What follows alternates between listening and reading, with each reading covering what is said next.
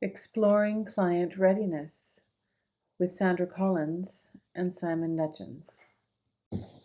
Simon, as I've been listening to you talk with a few people about this challenge with your neighbor, one of the things that I'm noticing is that there's kind of two parts to the story. There's the part where Simon kind of butts up against the wall and doesn't feel like he can get what he wants. And then there's another part of the story of Simon still looking for other ways that he can change what's happening.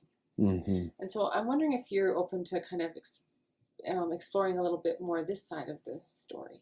Okay, sure. Yeah. Okay. So one of the things I noted in the conversation, and I can't remember who you were talking to, but was that you've gone and looked up the bylaws and contacted the region in charge of the bylaws, and sort of initiated some possibilities at the systems level, for lack of a better word, to help with this particular problem. I'm wondering if you can think of any other possibilities for making this maybe not just your problem, but a kind of problem at the more local or regional level that needs to be.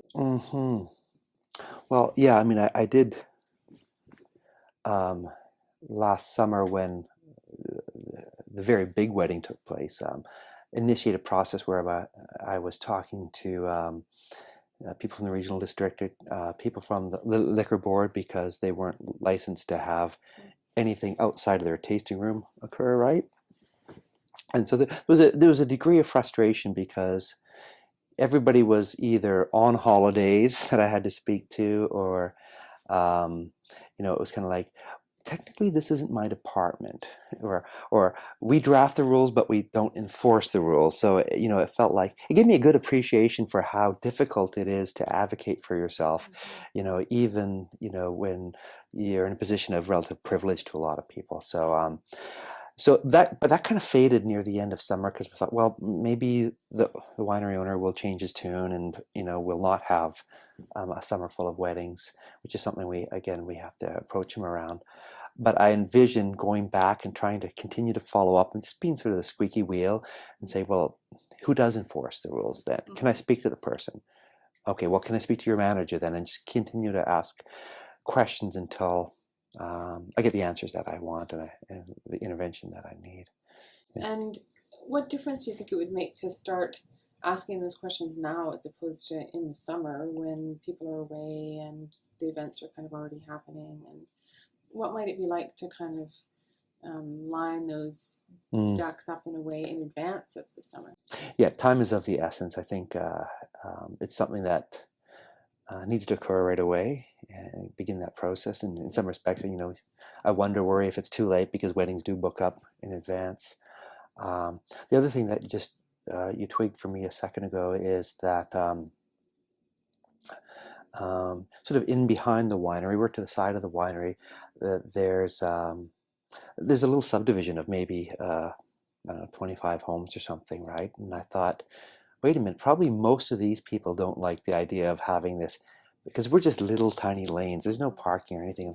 And, noise really carries when you're when you live lakeside, right? So I was thinking of just going door to door, knocking on the door and saying, here's the website they have. This is what they're planning. How do you feel about it? And I think maybe strength in numbers. If we're all calling the bylaw officers, and we're all calling the liquor board and saying, hey, they're breaking your rules. They're staying out too late. They're breaking noise bylaws, liquor bylaws, agritourism bylaws. That if there's a crowd, if they think it's just me sort of saying, I could be just like the cranky neighbor. But if a group of 25 homeowners all say, we don't want this to happen in our neighborhood, then might get more action. Great idea. Yeah. And what do you think that might do to your sense of frustration and, feeling like you're kind of hitting up against the wall to be part of a larger group that are advocating together? Well, it's cliche to say, but I think there's strength in numbers and a sense of validation that, no, it's not just me who, I'm anti-wedding or something like that, but this is a sort of a intrusion on our privacy, on our noise levels and traffic and all those kind of things, right? Yeah. So staying with that theme of kind of kind of drawing in the larger community or accessing resources in the larger community, are there any other options that might be worth considering? But it's not just Simon the squeaky wheel. Yeah. Well, I think one option is to sort of just go higher up the chain and write, even a letter to the local MLA and just say, this is what is happening in your riding. What are you going to do about it? How are you going to speak to this issue? Mm-hmm. Yeah. As I suspect, part of what's coming out in this conversation is that it's not just Simon and Simon's family that are impacted by this. Yeah. There's a broader community that are impacted, and potentially a broader community that brings resources to effect some change. Yeah, and not that I want to stir up trouble, but we've developed good friendships with a lot of 4 or 5 other winery owners who, when we sort of tell the story, they always say they shouldn't be doing that, right? So there might be without trying to stir up trouble or discord between winery owners, there might be a little bit of leverage there just to say, if the other wineries owners are saying, hey, play by the rules, guys, that it might carry some weight as well. Well, and it's not an advantage to their business either to have somebody who's stepping outside of the rules. Yeah.